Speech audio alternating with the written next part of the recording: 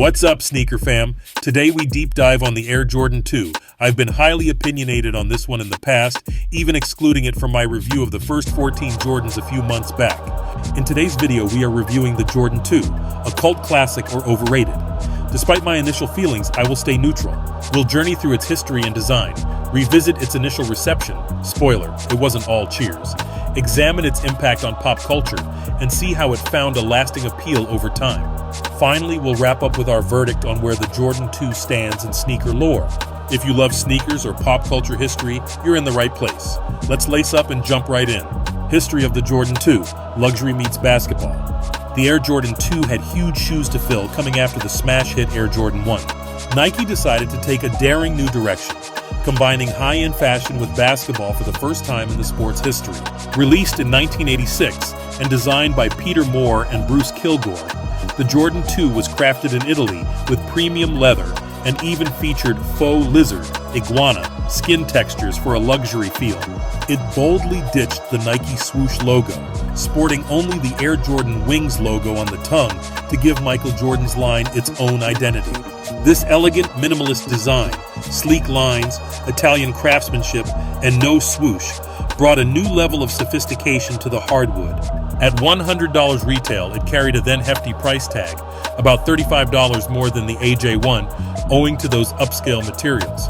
Nike was betting big that a luxury basketball shoe would captivate consumers and elevate the Air Jordan brand. Early on, it seemed like Nike had a winning formula. The Jordan 2 was marketed with the tagline, "Made in Italy," emphasizing its quality and exclusivity. In a 1986 Nike ad, Jordan soared in slow motion to a dunk while the narrator proclaimed, "Air Jordan, it's all in the imagination." Fans even nicknamed the shoe the Imagination Air Jordan for its out-of-the-box concept. On paper, the ingredients for success were all there: an NBA superstar, cutting-edge design, and premium production. But reality would prove more complicated for this ambitious sneaker sequel. Initial reception, the sequel struggles. When the Air Jordan 2 finally hit the court in the 1986-87 season, reactions were mixed at best. Michael Jordan was coming off a serious foot injury that sidelined him for most of 1985-86. Unfortunately for the AJ2, that injury cast a shadow over its debut. Jordan returned wearing the familiar AJ1 for a time, and the new model didn't get much on-court exposure at first. To make matters worse, MJ broke his foot early in the season, and fans associated the Jordan 2 with his injury, an ominous start for the shoe's reputation. Beyond the bad luck, the Air Jordan 2 faced skepticism. Its $100 price and unorthodox design, no swoosh luxury styling, made some sports marketers and consumers hesitant. The shoe's rollout was relatively limited. Only 2 high-top colorways and 2 low-tops, all in Bulls-friendly white, red, and black, were released initially. Compared to the dozens of AJ1 colorways that had flooded the market, the AJ2 may have felt almost elusive.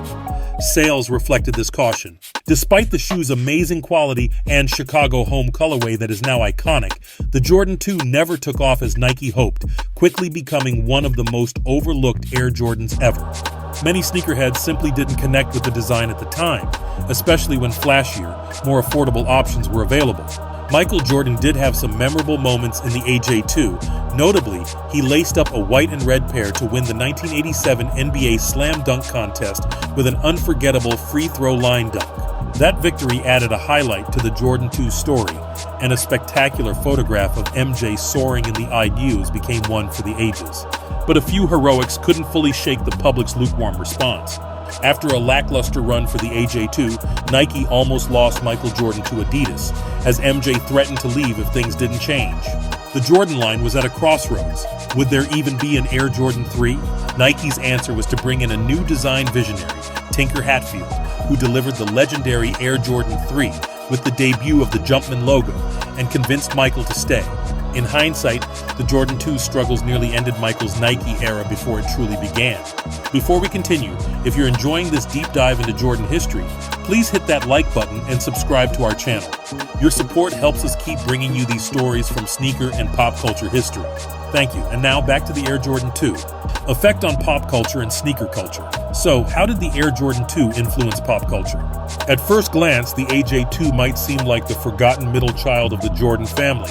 It wasn't as rebellious as the AJ1 or as revered as later models. It didn't star in classic movies or dominate street fashion in the late 80s. In fact, low visibility and a mixed reception followed the silhouette into the 90s. When Nike retroed the Jordan 2 in 1994-95, after MJ's first retirement, it still didn't spark the frenzy seen with other re-releases. Michael himself wore the 2 mostly in low-top form later on, adding a bit of nostalgia for collectors, but not much mainstream hype. However, the Jordan 2 quietly built a cult following. Those who appreciated its clean, sophisticated look and comfort swore by it. Its ahead of its time fusion of luxury and sport planted a seed that would grow later. Remember, this was one of the first sneakers to blur the line between high fashion and athletic shoes. Today, that concept is everywhere in sneaker culture. The AJ2 also introduced design elements like full-length air cushioning and sleek speed lacing that signaled progress in sneaker tech. In that sense, one could argue, as collector Tom Amadeo did, that the Jordan line starts at the Air Jordan 2.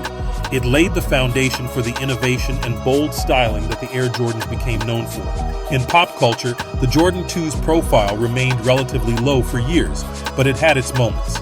A few hip-hop artists and celebrities have occasionally rocked Jordan 2s, and the model's rarity gave it an underground cool.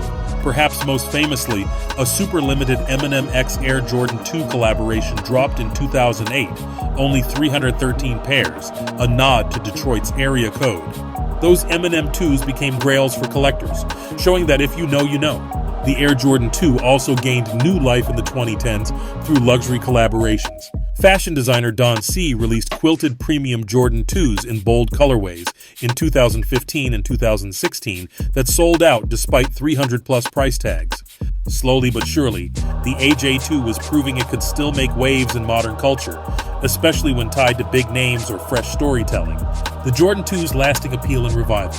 Fast forward to the 2020s, and the Air Jordan 2 is experiencing something of a renaissance. After many years of being the butt of jokes among some sneakerheads, who even wears 2s, was a common quip, the narrative has started to change. In late 2021, the late Virgil Abloh, a visionary designer and Off-White founder, chose the Jordan 2 for one of his final Nike collaborations. Abloh was actually a big fan of the AJ2, and he saw beauty in its underrated status. His Off-White X Air Jordan 2 release featured a cracked, vintage-looking sole, mimicking how OG pairs crumble with age, and even Michael Jordan's signature graphic on the upper. Virgil dropped 2 low-top colorways, including the classic white puff, red Chicago makeup, that were instantly coveted. The Off-White Jordan 2s were received well by the sneaker community. They sparked conversations about the model's place in history and reminded everyone that the Jordan 2 had always been cooler than it got credit for. That collab was perfectly timed because Jordan Brand had already been gearing up for an Air Jordan 2 revival. In 2022, we saw a string of high-profile Jordan 2 collaborations and retros. Boutique labels like Union LA, Ma Maniére, and Maison Chateau Rouge put their spin on the Jordan 2, celebrating its heritage and bringing new storytelling to it. Each of these projects nodded to the AJ2's premium roots, fine materials, artistic touches, and introduced the sneaker to a new generation. Suddenly, sneakerheads were excited about 2s again. The shoe that never hit the popularity of the AJ1, AJ3, AJ5 was now front and center on blogs and release calendars. While it's too early to say if this momentum will permanently elevate the Jordan 2 status, there's no doubt the new energy and respect for this model has given it a second life. In the words of one writer, these thoughtful collabs might be just what the model needed to nod back to its premium heritage, as well as give a new generation some great stories. The Air Jordan 2, the underdog, is finally getting its due shine. Verdict, an underdog classic. So what's the final verdict on the Air Jordan 2? Is it a flop, a cult classic, or something in between? After exploring its journey, we'd say the Jordan 2 has evolved from a misunderstood sequel into an underdog classic.